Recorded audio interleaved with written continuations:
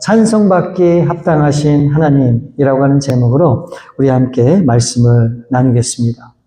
여러분, 시편은 전체 150편으로 되어 있는데 천여 년 동안에 광야에서, 왕궁에서, 또 전쟁터에서, 또 포로의 땅에서 하나님을 애타게 찾던 사람들의 눈물과 찬송이 모여서 기록된 책이 바로 시편입니다. 그런데 이 시편을 가장 많이 기록한 사람은 우리가 잘 아는 바로 다윗이에요. 다윗은 150편 중에 73편, 거의 절반가량을 다윗이 이 시편을 기록을 했습니다. 그런데 이 다윗이 기록한 이 시편을 보게 되면 항상 제가 느끼는 것은 두 가지의 감정을 느끼게 돼요. 바로 그것은 절망과 소망이라고 하는 것입니다. 여러분, 어떻게 보면 이 절망이라고 하는 단어는 우리 믿는 사람과는 어울리지 않는 그런 단어 같아요. 굉장히 세속적이고 세상적인 그런 단어가 아닐까 하는 그런 생각이 들고, 반면에 이 소망은 우리 믿는 사람들에게 굉장히 잘 어울리는 그런 단어 같다라고 하는 생각이 들기도 합니다. 그래서 우리는 이 절망과 이 소망을 놓고 생각할 때 우리는 그런 생각을 하게끔 되는 것 같아요. 우리가 소망의 하나님을 붙들고 나아가야지, 그래서 끝까지 감사와 기쁨으로 그렇게 살아가야지 왜 우리가 절망을 하는가? 마치 절망하는 것은 실패한 거고 잘못된 것이고, 또 절망하는 그런 사람들을 보게 되면 잘못된 그런 삶의 어떤 그런 모습이 있기 때문에 그런 것이 아닐까. 항상 우리는 그런 사람들을 보면서 절망하게 되는 이유와 원인을 찾고자 하는 그럴 때가 있지 않나 하는 생각을 해보게 됩니다. 그런데 하나님의 마음에 합한 사람, 오늘 이 다윗의 시를 보면 우리가 정말 크게 놀라지 않을 수가 없습니다. 다윗은 이 시편을 통해서 자신의 지나간 화려한 그런 신앙의 그런 모습들을 이야기하고 있는 것이 아니라, 다윗은 자신의 삶 가운데 있었던 마음에 털어놓을 수 없었던 그런 솔직함을 고백하고 있는 그런 모습을 우리가 볼 수 있기 때문에 그래요. 그래서 이 다윗이 경험하고 느끼고 체험했던 그런 그늘진 자리에서의 다윗이 가졌던 고백과 아픔과 그런 모든 상처들을 하나도 숨김없이 다 내어놓고 하나님 앞에 진심으로 전심으로 고백하는 그런 다윗의 모습을 보면서 정말 놀라지 않을 수가 없습니다.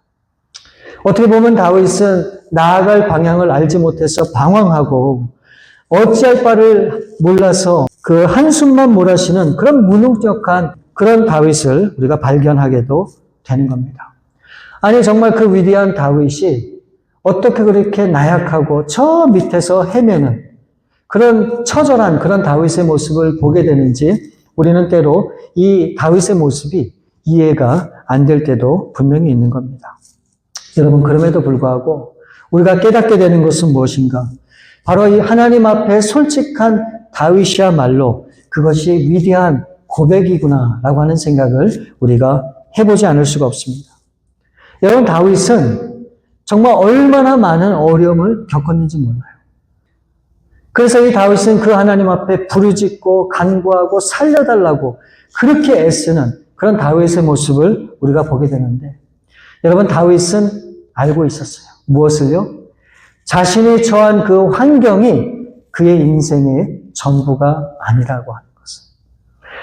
분명히 하나님은 이 다윗과 함께 계시기에 그래도 지금은 힘들지만 내일이라고 하는 날에 대해서 기대하고 소망을 가질 수 있다라고 하는 사실을 이 다윗은 믿음으로 바라보았던 것입니다. 그래서 이 다윗은 자신의 삶에 주어진 환경이 아니라, 그 처한 그 어려움이 아니라 자신과 함께하는 그 하나님을 그의 삶의 동기로 삼고 그 하나님을 전적으로 의지했던 그런 다윗의 모습을 우리가 보게 되는 겁니다. 그래서 그 하나님이 함께 계시기 때문에 그 하나님의 이름을 찬송할 수밖에 없고 그 하나님의 이름을 높일 수밖에 없다라고 하는 것을 분명히 고백하고 있는 것입니다.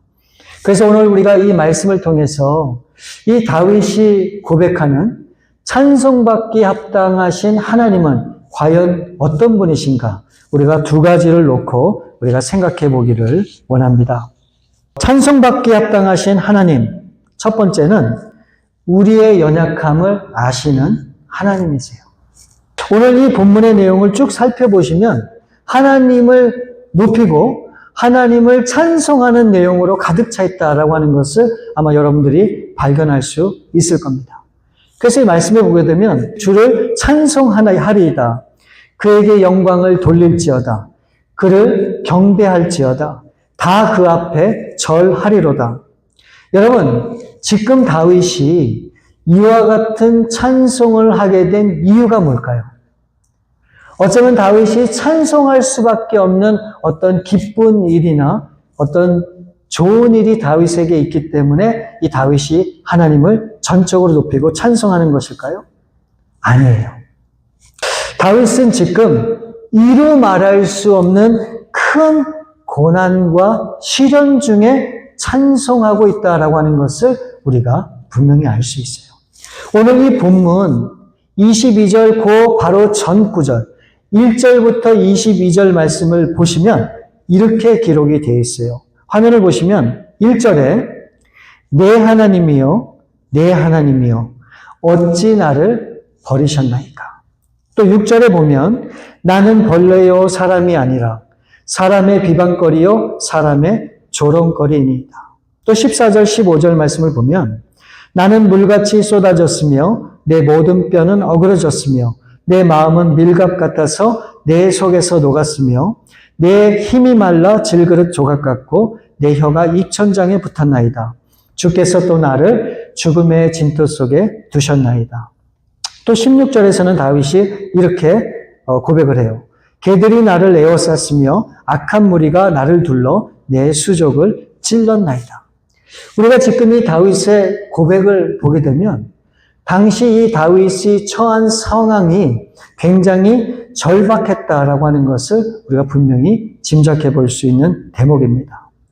다윗이 겪는 이 고난이 결코 가벼운 것이 아니었다라고 하는 사실을 우리가 분명히 알 수 있는 것이죠. 바로 이 고난은 이 다윗의 모든 삶을 송두리째 앗아갔고 이 시련을 겪게 되면서 이 다윗은 자신이 얼마나 무능하고 부족한지를 아주 처절하게 그렇게 깨닫게 되는 것입니다. 여러분, 밤이 어두울수록 별이 빛나는 것처럼 다윗은 이와 같은 고통과 시련 속에서 그가 발견한 것이 무엇인가? 함께 하시는 그 하나님을 더욱 선명하게 바라볼 수 있었습니다. 그래서 그의 기도가 처음에는 절망으로 시작했지만 결국 그 하나님을 바라보고 그 하나님을 의지하게 되므로 결국은 찬송으로 그의 기도가 바뀌는 것을 우리가 이 말씀을 통해서 확인하게 되는 거예요. 그래서 이 본문의 그 다윗은 그 위대하신 하나님, 그 놀라우신 하나님을 마음을 다해서 찬송하고 있는 것입니다. 여러분 우리가 한번 생각해 보길 원해요. 여러분은 정말 어렵고 힘들고 처절하고 이제는 죽겠구나라고 하는 생각이 들 때 여러분은 정말 찬송할 수 있으세요? 그 하나님 앞에 여러분 찬송으로 그 하나님을 높일 수 있느냐는 것입니다. 과연 다윗처럼 우리가 그렇게 할 수 있는가? 솔직히 우리가 찬송을 하긴 하는데 우리가 어느 때 하나님을 찬송하게 됩니까? 아니 어떤 때 우리 하나님을 찬송하게 됩니까? 우리의 마음이 편안하고 모든 문제가 다 사라지고 우리의 기도가 응답되었을 때 우리 하나님을 마음을 다해서 찬송하고 찬양을 하게 됩니다. 그런데 너무너무 힘들고 어렵고 지칠 때 여러분 정말 하나님을 찬송할 수 있으세요? 정말 찬송해 보신 그런 경험이 여러분 있습니까? 우리가 그렇게 하지 못하는 데는 여러 가지 이유가 있겠지만 크게 두 가지 이유 때문이 아닐까 하는 그런 생각을 해보게 돼요. 첫 번째는 하나님은 나의 모든 삶을 아시고 이끌어 가시잖아요. 그럼에도 불구하고 어려움을 당했단 말이에요. 뜻하지 않는 그런 환경이 나를 짓누르고 있단 말이에요. 그러면 나를 그렇게 힘들게 하시는 그 하나님이라고 하는 생각이 살짝 드는데 그분을 찬송하고 높인다고 하는 것이 과연 내 마음의 진심에서 우러나오는 일인가? 그렇지 않다는 거죠. 하나님이 나를 정말 사랑하시면 가장 좋은 것으로만 주셔야 되는데 이렇게 힘들게 하시는 그 하나님이 이해가 안 되는 거죠. 그래서 하나님 앞에 찬송하고 그 모든 것을 높여드린다고 하는 것이 결코 쉽지 않다고 하는 겁니다. 또 어떤 분들은 이렇게 생각할 수 있어요. 내가 지금 힘들고 어렵고 넘어지고 믿음으로 살지 못하는 이유가 분명하다고 생각을 해요. 바로 그것은 내가 하나님 앞에 온전하게 서지 못하고 부족하고 넘어지고 죄를 짓고 하나님의 뜻대로 살지 못하기 때문에 어떻게 나 같은 사람이 하나님의 이름을 높이고 찬송할 수 있겠는가? 스스로 자기 자신을 낮추고 도저히 찬송의 자리로 나가지 못하는 그런 환경을 우리 스스로 만드는 그런 경우도 분명히 있습니다. 그럼에도 이 다윗은 하나님을 찬송하고 영광 돌리고 또 그분을 경배해야만 하는 그런 분명한 이유를 24절 말씀에서 설명하고 있어요. 24절 말씀을 보시면 그는 곤고한 자의 곤고를 멸시하거나 싫어하지 아니하시며 그의 얼굴을 그에게서 숨기지 아니하시고 그가 울부짖을 때 들으셨도다. 여러분, 하나님은 곤고한 자의 곤고를 멸시하거나 싫어하지 아니한다고 말씀하시는데 여기서 곤고한 자가 어떤 사람을 의미하는가? 여기서 이야기하는 곤고한 자란 억눌리고 힘이 없고 스스로 자신을 지킬 수 없다고 생각하는 그런 상태에 있는 사람을 얘기해요. 그리고 하나님 외에는 아무것도 의지할 것이 없다라고 하는 그런 사람을 가르쳐 곤고한 사람이다 라고 그렇게 이야기를 합니다. 그러니까 영적으로, 정서적으로, 또 이 현실적으로 도저히 일어날 수 없는 바닥에 있는 인생, 그런 사람들을 곤고한 사람이다 라고 그렇게 말씀을 하는 거예요. 그런 곤고한 사람들에 대해서 이 지금 다윗이 하나님이 어떻게 그런 사람들에 대해서 생각을 하고 반응을 하시는지 이제 계속해서 말씀을 이어가고 있는데 이 다윗이 굉장히 강한 표현을 사용하고 있다라고 하는 것을 우리가 주목해서 봐야 돼요. 그런 곤고한 사람들에 대해서 하나님이 어떻게 하신다고요? 하나님은 절대로 멸시하거나 싫어하지 아니하신다라고 말씀하고 있잖아요. 근데 이게 그냥 우리가 생각하는 평범한 그런 말이 아니에요. 하나님은 멸시하지 않고 싫어하지 아니하신다고 하는 이 말씀을 굉장히 강한 단어로 사용을 하셨어요. 이 멸시한다는 말이 바자라고 하는 히브리 원어고요. 싫어하지 않는다라고 하는 것이 샤카츠라고 하는 그런 히브리 원어예요. 여러분, 이것이 무슨 뜻이냐? 바로 이런 거예요. 이 히브리의 그 원어로 직역하면 이런 의미가 있는 거예요. 하나님은 곤고한 사람들, 즉 인생이 무너지고 망가지고 온갖 상처와 죄와 아픔으로 뒤범벅된 정말 보기 싫은 그런 모습의 사람일지라도 단 한 번도 우리 하나님은 그런 사람들을 보면서 역겹다고 여기지 않으셨다는 거예요. 지금 이것을 우리 하나님이 굉장히 강조해서 그런 마음으로 사람들을 대하신다라고 하는 것을 다윗이 설명하고 있는 거예요. 여러분, 우리는 곤고한 사람들에 대해서 어떤 생각을 갖습니까? 문제가 있으니까, 무능하니까, 믿음이 없어서, 그럴만하지 라고 우리는 판단하고 생각을 할 수 있지만 정말 완전히 바닥에 쓰러진 그와 같은 인생을 사는 사람이라 할지라도 우리 하나님이 그런 사람들을 보실 때는 어떻게 해요? 단 한 번도 우리 하나님이 너 왜 그래? 왜 그렇게 하니? 라고 하나님이 묻지 않으시고 그런 모든 사람들을 하나님이 기꺼이 받아주시는 하나님이다 라고 하는 것을 우리 가운데 설명하고 있는 거예요.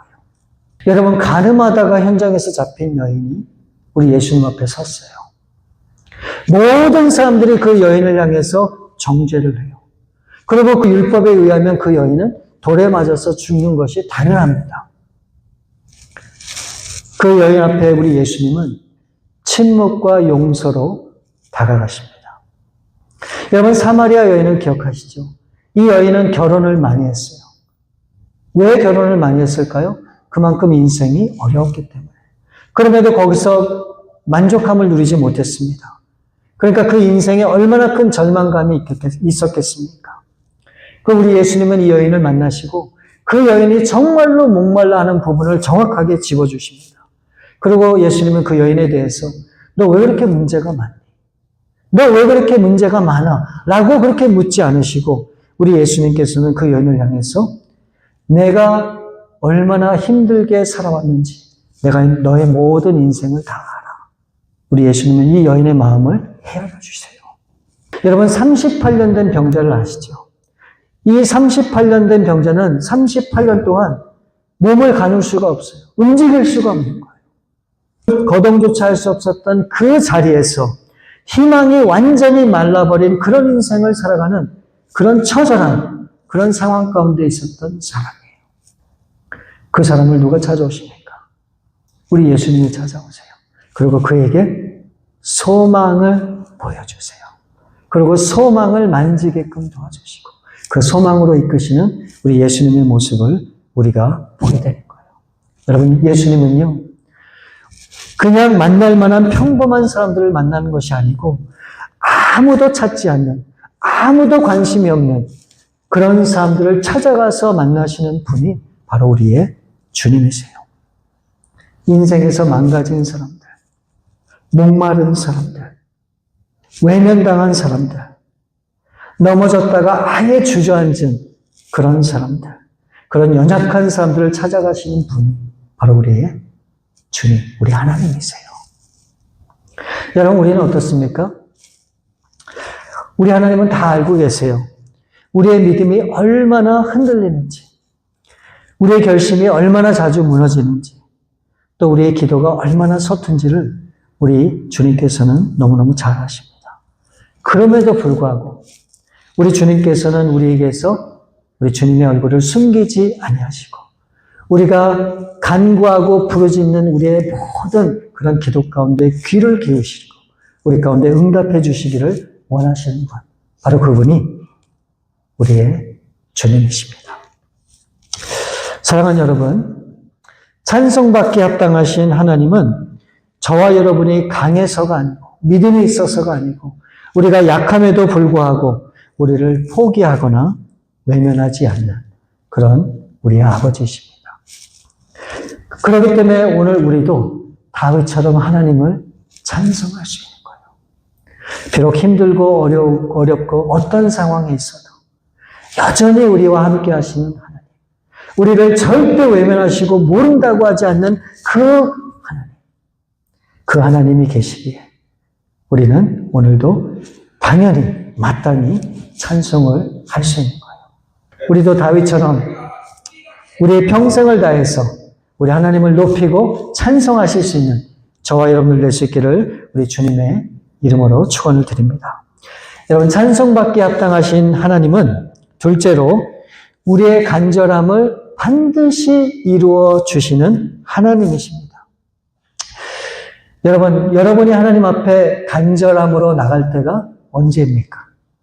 우리 문제가 생겼을 때, 우리의 삶에 길이 막혔을 때, 더 이상 사람에게 아무것도 기대할 것이 없다라고 느꼈을 때, 그때서 우리는 비로소 하나님 앞에 나갑니다. 그리고 그 하나님을 붙잡고 간절한 마음으로 구하는 그런 우리의 모습을 볼 때가 참 많죠. 그래서 우리는 이 어려움을 통해서 인내를 배우고 그래서 한 걸음 한 걸음씩 주님 앞에 가까이 나아가게 되는데 여러분, 다윗도 그렇게 했어요. 근데 그렇게 하면서 이 다윗이 깨닫게 된 사실이 뭔지 아십니까? 하나님은 고통받는 그런 사람들의 아픔을 결코 가볍게 여기지 않는다고 하는 사실을 이 다윗은 분명히 알게 되었어요. 여러분, 우리가 아까 22장 1절부터 쭉 보았지만 이 다윗이 하나님을 찬송하고 높이기 전에는 어떤 고백을 했습니까? 하나님, 어찌 나를 버리십니까? 라고 탄식하면서 간절함으로 하나님 앞에 그렇게 절망 가운데서 기도했던 그런 다윗의 모습을 보게 되잖아요. 그런데 오늘 말씀 25절에 보면 큰 회중 가운데서 나의 찬송은 주께로부터 온 것이니 주를 경외하는 자 앞에서 나의 서원을 갚으리이다. 이 다윗은 홀로 하나님 앞에 개인적으로 간구하고 구했던 그런 사람이었었는데 어느덧 이제는 많은 사람들이 모여있는 그 회중 앞에서 나와서 하나님을 찬송하고 높인다라고 하는 그런 간증의 고백을 하고 있는 거예요. 이제부터는 큰 회중 앞에서 주님을 찬양하고 또 주를 경외하는 그 수많은 사람들 앞에서 이제 자신이 약속한 그 약속을 반드시 이뤄가겠다라고 당당히 하나님 앞에 나와서 선포하는 그런 다윗의 모습을 보게 되는 거예요. 그러면서 다윗이 또 이렇게 고백을 합니다. 26절 말씀을 보면 겸손한 자는 먹고 배부를 것이며 여호와를 찾는 자는 그를 찬송할 것이라. 너의 마음은 영원히 살지어다. 하나님은 간절히 하나님 앞에 구하고 하나님을 찾는 사람들을 가만히 두지 않으신다라고 하는 것을 깨달았다는 거예요.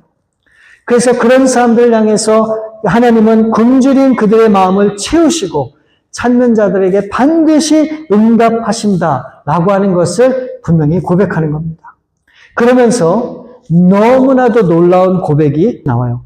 27절 말씀을 보면 땅의 모든 끝이 여호와를 기억하고 돌아오며 모든 나라의 모든 족속이 주의 앞에 예배하리라. 여러분, 이 말씀이 왜 놀라운 기도의 제목이냐? 여러분 보세요. 처음에는 다윗이 홀로 자신이 당한 그 상황과 모든 삶이 너무너무 어렵고 힘들어서 왜 나를 버리십니까? 왜 나를 이렇게 힘들게 합니까? 라고 하나님 앞에 부르짖었잖아요. 그런데 이제는 찬송을 통해서 이제 자신의 모든 기도뿐만 아니라 찬송을 하는 그런 수많은 사람들이 하나님 앞에 나와서 예배하는 그런 모습을 이제 이 다윗이 깨닫게 되면서 그 위대하고 놀라우신 하나님을 찬송하고 있다라고 하는 거예요. 여러분, 이것을 조금 더 제가 쉽게 말씀을 드리면 바로 이 고백은 이런 거예요. 이 다윗은 하나님과의 관계 속에서 자신이 부르짖고 응답을 받았지만 자신과 같이 수많은 하나님의 백성들의 기도 가운데 응답하시는 분이 하나님이라고 하는 사실을 고백하는 거예요. 그래서 나중에 하나님의 그 수많은 나라와 민족의 모든 사람들이 정말 하나님 앞에 찬송하고 예배할 때 우리의 그 모든 예배를 받으시는 분이 바로 하나님이시다라고 하는 것을 지금 만방에 고백하고 선포하는 그런 내용이에요. 여러분, 우리가 천국을 가게 되면 우리만 천국 가서 우리만 예배하는 것이 아니라 전 세계에 흩어진 모든 수많은 주의 백성들이 한자리에 모여서 그 하나님을 예배하고 찬송하고 높이는 그런 장면을 우리가 요한계시록에서 발견하게 돼요. 바로 다윗은 그것을 지금 말하고 있는 거예요. 내가 섬기는 하나님, 내가 믿는 하나님, 그분은 나만의 하나님이 아니라 이 세상과 이 모든 나라를 주관하시고 인도하시는 그런 위대하신 하나님임을 지금 고백하고 있는 거예요. 그래서 그렇게 하나님을 붙잡고 의지하고 하나님만 바라보는 그런 간절함을 가지고 나가는 그 백성들 가운데 우리 하나님은 역사하신다는 거예요. 바로 그 위대하신 하나님을 이 다윗은 찬송할 수밖에 없다라고 하는 그 고백을 우리 가운데 들려주고 있는 겁니다. 여러분, 다윗은 위대한 사람이에요. 어떻게 보면 우리하고 비교할 수 없는 그런 사람일 수도 있어요. 그런데 다윗이 지금 우리에게 이야기하고자 하는 것이 바로 이거예요. 다윗과 같이 여러분 한 사람 한 사람이 그와 같은 간절함을 가지고 우리 하나님 앞에 나아갈 때 우리로 하여금 하나님은 찬송이 끊이지 않게 하신다는 거예요. 때로는 어렵고 힘들고 넘어질 수도 있지만 끝내 우리의 삶을 통해서 찬송받기를 원하시는 그 하나님이 계시기 때문에 우리가 찬송할 수밖에 없다라고 하는 사실을 우리 가운데 알려주고 있는 말씀입니다. 그래서 30절, 31절을 보게 되면 또 다윗이 이렇게 고백을 해요. 후손이 그를 섬길 것이요 대대의 주를 전할 것이며 와서 그의 공의를 태어날 백성에게 전하며 주께서 이를 행하셨다 할 것이로다. 하나님은 우리의 후손뿐 아니라 앞으로 태어날 모든 백성에게서 찬송받기 합당하신 하나님이십니다. 라고 하는 것을 선포하는 겁니다. 그 이유는 세상의 모든 인생들 가운데 행하시는 분, 역사하시는 분, 바로 그분이 하나님이시기 때문이라는 것입니다. 여러분 이해가 가세요? 지금뿐만이 아니고 앞으로 태어날 모든 수많은 백성들이 하나님을 찬양하게 될 거라는 거예요. 그리고 그 하나님 앞에 예배하게 될 거라는 거예요. 왜요? 하나님이 모든 세상을 주관하시고 인도하시는 만왕의 왕 되신 하나님이시기 때문에. 그래서 결국은 우리가 하나님을 찬양하는 일. 이것이 무엇보다도 하나님이 기뻐 받으시는 우리의 고백이다라고 하는 것을 말씀해 주고 있는 거예요. 여러분, 우리는 교회 나와서 찬양을 하고 찬송을 하죠. 우리는 마음이 행복하고 기쁘고 모든 일이 잘 풀릴 때 우리는 하나님 앞에 찬송하며 기쁨을 나갑니다. 물론 그럴 때도 찬송이 필요해요. 하나님을 당연히 높여야 되겠죠. 그러나 오늘 다윗이 우리에게 보여주는 것은 뭡니까? 정말 삶이 저 바닥에 떨어져 있고 우리가 아무것도 할 수 없는 정말 우리로서는 도저히 불가능한 그런 상황에 있을 때에도 하나님을 찬송하는 것이 마땅하다라고 하는 것을 말씀하는 것입니다. 여러분 삶이 어렵거나 힘들거나 여러분이 어떤 상황에 있든지 우리 하나님을 찬송하는 일을 멈춰서는 안 돼요. 우리 하나님은 여러분들을 통해서 잘 될 때나 그렇지 않을 때는 찬송을 듣길 원하세요. 우리의 입술의 고백을 듣기 원하세요. 우리로 하여금 여전히 그 하나님을 신뢰하고 그 하나님을 바라볼 수 있기를 원하세요. 그게 우리 하나님의 마음이에요. 우리 하나님은 여러분으로 하여금 찬송받기 원하세요. 이제부터는 여러분들의 입술을 통해서 삶을 통해서 우리 하나님을 높이시고 우리 하나님을 찬송하시는 저와 여러분들 될 수 있기를 우리 주님의 이름으로 축원을 드립니다. 우리 시간에 함께 기도하는 시간 갖기를 원합니다. 여러분, 우리 하나님의 성경을 통해서 무엇을 기뻐하시는지를 알려주셨는데 그 중에 하나가 뭔지 아십니까? 우리 하나님은 찬송받기를 너무너무 원하세요. 여러분 찬송이라고 하는 것은 무엇입니까? 나의 잘난 것을 어떤 나의 좋은 것을 하나님 앞에 고백하는 것이 아니잖아요. 오로지 하나님이 나의 하나님이시고 나의 왕 되시고 나의 모든 삶의 모든 것이 되신다 라고 하는 것을 고백하는 것이 찬송이잖아요. 우리가 그와 같은 찬송을 하나님 앞에 올려드리기를 우리 하나님은 정말 기뻐하세요. 우리가 잘 될 때만이 아니고 우리가 좋을 때뿐만이 아니라 우리가 힘들고 어려울 때도 우리 하나님은 찬송받기를 원하십니다. 다윗이 그랬어요. 그래서 이제부터 우리가 그런 고백을 우리가 하길 원합니다. 하나님, 이제 우리의 삶이 어떠하든지 하나님을 찬송하겠습니다. 하나님을 높이겠습니다. 이제 하나님 영광 받아 주옵소서. 우리 한번 그런 마음으로 하나님 앞에 함께 기도하겠습니다. 아버지 하나님, 오늘 이 다윗을 통해서 정말 힘들고 어렵고 정말 어찌할 바를 몰라서 하나님 앞에 간구하는 그런 다윗의 처절한 모습을 우리가 보았습니다. 그럼에도 불구하고 얼마 지나지 않아 이 다윗의 이 절망이 하나님 앞에 기도로 바뀌고 하나님 앞에 찬송으로 바뀌어서 하나님을 높이는 그런 다윗의 모습을 우리가 또 보게 됩니다. 바로 다윗은 하나님이 여전히 다윗의 하나님이고 그 하나님이 다윗과 함께함을 알았기에 그 하나님을 높일 수밖에 없었고 그 하나님을 찬송할 수밖에 없었음을 우리가 말씀을 보게 되었습니다. 하나님, 이제 우리도 우리의 삶이 어떠하든지 하나님 찬송의 끈을 놓지 않고 우리 하나님을 높이고 우리 하나님을 찬송하는 저희들 될 수 있기를 원합니다. 오 하나님, 그런 삶을 살아갈 수 있도록 도와주옵소서. 우리 사랑하는 성도님들 어렵거나 힘들거나 찬송을 통해 위로받게 하시고 다시 한번 소망 가운데 나아가고 찬송으로 큰 힘을 얻는 그런 삶을 도와주옵소서. 우리 좋으신 아버지 하나님 감사함을 드립니다. 오늘 이 다윗의 고백이 우리의 고백이 될 수 있기를 원합니다.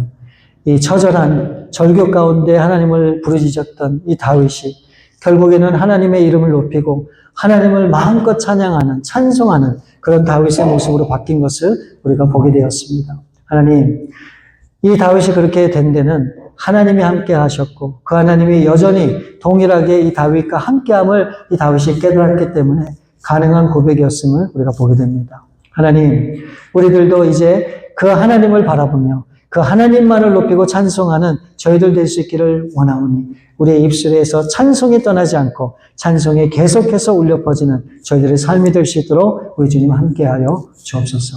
모든 것을 주 앞에 감사함을 드리었고 우리 거룩하신 주 예수 그리스도 이름으로 기도 올려옵나이다. 아멘.